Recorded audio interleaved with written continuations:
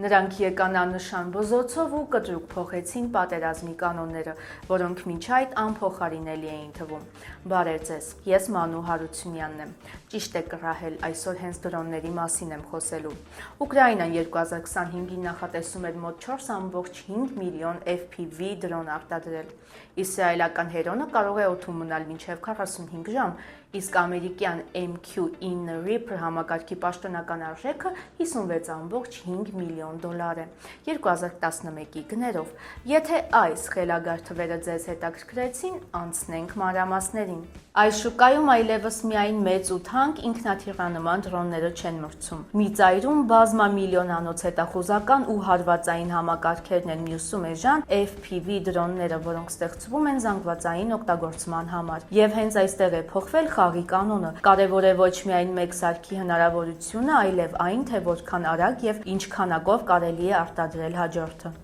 Մարտական կիրառման պատմությունն ավելի հին է, քան վերջին պատերազմները, բայց ժամանակակից մարտադաշտում կարևոր հանգրվաններից մեկը 1981 թվականն էր։ Այդ ժամանակ իսրայելական IAI Scout-ը հարավային Աֆրիկայի զինված ուժերի կողմից օգտագործվեց Անգոլայում Protea գործողության ընթացքում, իսկ 1982 թվականի Լիբանանի պատերազմում Scout-ն ու Mastiff-ը արդեն կարևոր դեր ունեին հետախուզության եւ թիրախավորման գործում։ Այդ պահից անօդաչում շատ է փոխվել։ Այն այլևս պարզապես թռչող տեսախցիկ չէ, այլ հետախուզության, հրետանու ուղղորդման, թիրախավորման եւ հետագայում նաեւ հարվածի գործիք։ Իսրայելական փորձը մեծ ազդեցություն ունեցավ ԱՄՆ-ի եւ մյուս երկրների ծրագրերի վրա։ Այսօր արդեն ԱԹՍ ասելով հասկանում ենք տասնյակ տարբեր դասեր, փոքր քվադոկոպտերից մինչեւ հսկա երկարաժամկետ թռիչքի համակարգեր։ 2020-ի 44-օրյա պատերազմը Լեռնային Ղարաբաղում դարձավ ԱԹՍ-ների լայն կիրառման ամենաքննարկված օրինակներից մեկը։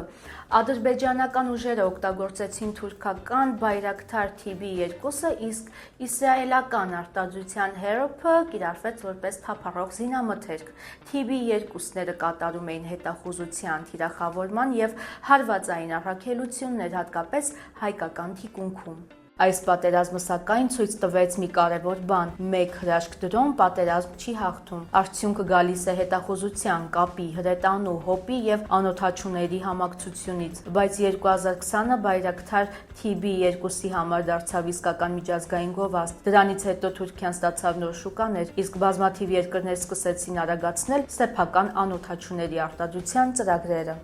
Իսրայելը այս ոլորտի ամենափորձառու արտադրողներից է։ Israel Aerospace Industries-ի Հերոնը կարող է օդում մնալ մինչև 45 ժամ եւ հասնել 35,000 ֆուտ բարձրության։ Heron ընտանիքում կան նաև ավելի խոշոր տարբերակներ, իսկ IAI-ի մեկ այլ հայտնի արտադրանք Harop-ը թափառող զինամթերք է։ Այսինքն, իսրայելական առաջարկը սկսվում է մարտավարական համակարգերից եւ հասնում ռազմավարական դասի ԱԹՍ-ների։ Մյուս խոշոր իսրայելական արտադրողը Elbit Systems-ն է Hermes 450 եւ Hermes 900 համակարգերով։ Դրանք նախատեսված են երկարատև հետախուզության, դիտարկման եւ տարբեր սենսորային խնդիրների համար։ Այս մոդելները լավ ցույց են տալիս իսրայելական մոտեցումը միաժամանակ աշխատել տարբեր դասերի վրա։ Այստեղ մրցակցային առավելությունը միայն տեխնիկան չէ, մեծ նշանակություն ունի նաև տասնամյակների մարտական եւ օպերացիոն փորձը։ Այս շուկայի ծանրակշիռ մասնակիցներից մեկը Թուրքիան է։ Թուրքիայի ամենահայտնի անունը Բայկարն է, իսկ ամենահայտնի արտադրանքը Bayraktar TB2-ը։ Ընկերությունը 2026-ի սկզբին հայտնել է, որ TB2-ի համար ունի արտահանման պայմանագրեր 36 երկրի, իսկ Screench-ի համար 16 երկրի հետ։ Ընդհանուր առմամբ խոսքը 37 երկրի մասին է։ Բացի այդ, արտադրական շարքում արդեն կան TB3-ը եւ Kizilelman։ Screench-ին արդեն ավելի ծանր դասի համակարգ է։ Բայկարը այն ներկայացնում է որպես երկշարժիչ, բարձր արդյունավետությամբ մարտական ԱԹՍ, հետախուզության, դիտարկման, թիրախավորման եւ հարվածների համար։ Իսկ TB2-ի հաջողությունը Թուրքիային դարձրեց համաշխարհային խոշոր արտահանող։ Այստեղ, սակայն, պետք է տարբերել արտադրողի հայտարարած հնարավորությունները իրական մարտական արդյունքներից։ Վերջիններս կախված են նաեւ հակառակորդի հոբից եւ էլեկտրոնային պայքարի հնարավորություններից։ Ուկրաինան ԱԹՍ-ների արտադրությունը վերածեց զանգվածային արդյունաբերության։ Պաշտպանության նախարարությունը հայտնել էր, որ 2025-ին երկրի արդյունաբերության արտադրական կարողությունը մոտ 4,5 միլիոն FPV դրոն էր։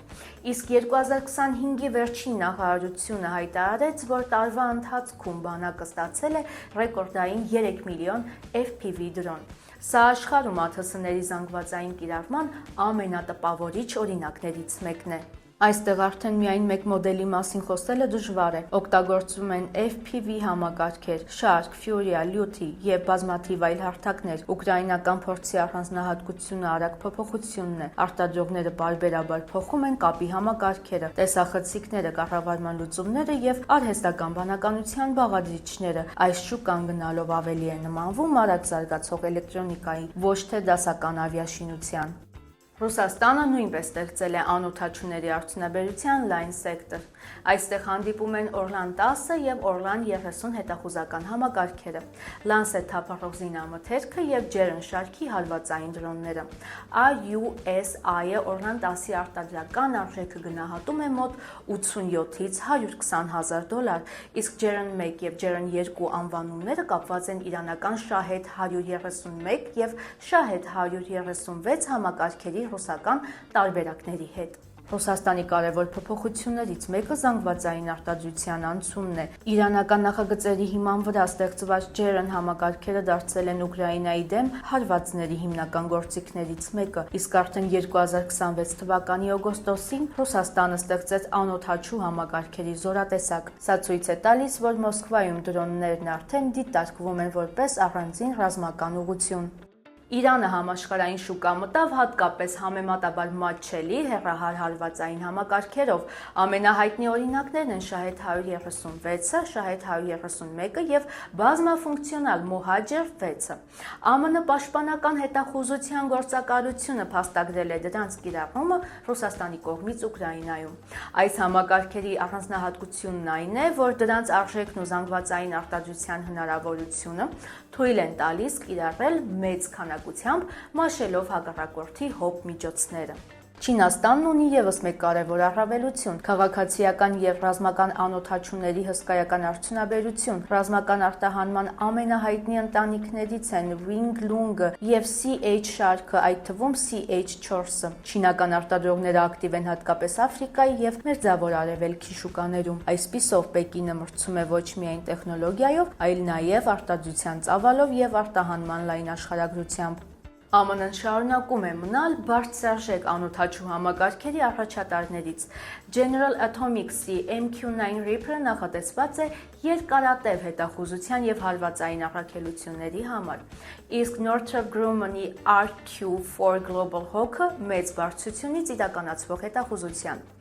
MQ-9-ի պաշտոնական փաստաթղթավորված համակարգային արժեքը 56,5 միլիոն դոլար է, 4 օդանավով, կառավարման կայանով եւ կապի համակարգով։ Սա շուկայի թանկ հատվածն է։ Իսկ էժան հատվածում մի քանի հազար դոլարանոց FPV-ներն են։ 2026-ին ամերիկյան Neros Technologies-ի Archer համակարգը դարձավ ԱՄՆ բանակի մեծ պայմանագրերից մեկի մասը, մինչև 500 միլիոն դոլար ընդհանուր արժեքով։ Բաց աղբյուրները Archer-ի մեկ միավորի գինը գնահատում են մոտ 2-ից 5 հազար դոլար, այսինքն շուկայի էժան հատվածն էլ արագ դառնում է լուրջ ռազմական արդյունաբերության մաս։